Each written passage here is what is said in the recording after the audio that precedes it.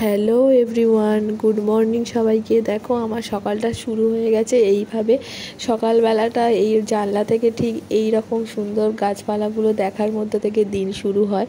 তারপরে তো অন্য রকম আরেক ধরনের এই যে ফুল গাছটা দেখি, এটা আমার জন্মের আগেকার ফুল গাছ। এই ফুল গাছটাকে আমি কোনো দিন মরে যেতে দিইনি, তার কারণ অনেকবার ধরে এই গাছটা কাটার প্রসঙ্গ উঠেছে, কিন্তু আমি সবসময় বলেছি কোনোভাবেই এই গাছটাকে আমি কাটতে দেব না। এই গাছটা আমার খুব প্রিয় গাছ, এই গাছের সাথে আমার অনেক কিছু স্মৃতি জড়িয়ে। আর এই যে দেখো সকালের টাইম ফুলগুলো, এইগুলোকে আমরা টাইম ফুলই বলি। এটা একটা সময় ফোটে আবার ফের অফিস টাইম ফুল বলি। এগুলো একটা সময় ফোটে আবার ফের অফ হয়েও যায়।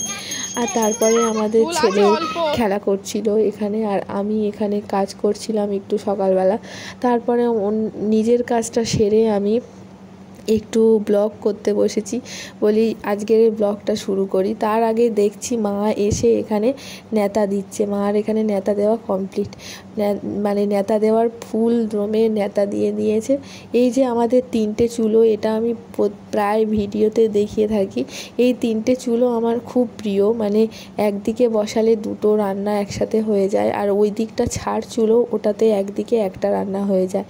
তো এই 3টে চুলোতে রান্না করলে তাড়াতাড়িও হয়ে যায়। ভাত ডাল তো এখানে যখনই কোনো বড় ভাত রান্না করা হয় তখনই আমরা এই চুলোতে এসে রান্না করে থাকি। আর এখানে আমি গ্যাসেতে একটু শাক বসিয়েছিলাম, আমাদের গাছেরই কুমড়ো শাকের ভালো উপকারিতা আছে, কোনো সার দেওয়া নেই, তাই আমি আরও এটাকে যত্ন সহকারে খাই।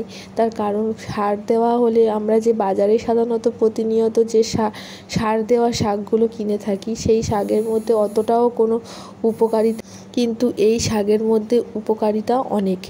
এই শাকের মধ্যে অনেক উপকার, এতে কোনো সার দেওয়া নেই।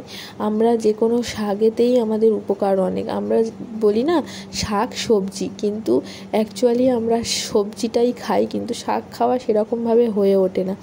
আমি কিন্তু প্রতিনিয়ত চেষ্টা করি শাক খেতে। তো এপারে আমার শাক রান্না হচ্ছে, আর ওপারে মাছ রান্না হচ্ছে।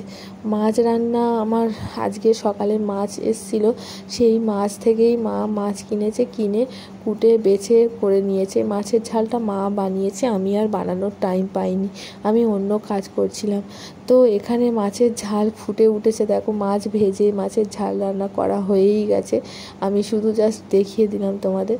আর চুলোতে এপারে এসছি আমি রান্না করতে, এদিকে আমি চুলোতে ভাত আর ডাল রান্না করছি। তাহলে আজকে 3টে পদ হয়ে গেছে, 3টে পদ আর ভাত আর ডাল। তো এখানে ভাতটা বড় হাঁড়িতে করে হচ্ছে, যেহেতু আমাদের কাজের লোক হয়েছে, কাজ করছে, তাই ভাতটা বড় হাঁড়িতে করা হয়েছে। বড় হাঁড়িতে করা হলে কি হয়, ভাতটা বেশ ভালোভাবেই বেশি ভালোভাবে ফুটতে সাহায্য করে। এখানে এখনও ফোটেনি তো, আর এই চুলোতে জাল দিলে তো খুব সুন্দরভাবে ভাত হয়ে যায়। ভাত আর ডাল এখানে করে নেব। তো আমার ভিডিওগুলো যদি তোমাদের ভালো লেগে থাকে, আর এই গ্রামীণ ব্লগগুলো যদি তোমাদের ভালো লেগে থাকে, তাহলে বন্ধুবান্ধবদের সাথে শেয়ার করো, আর লাইক কমেন্ট শেয়ার করে দিও।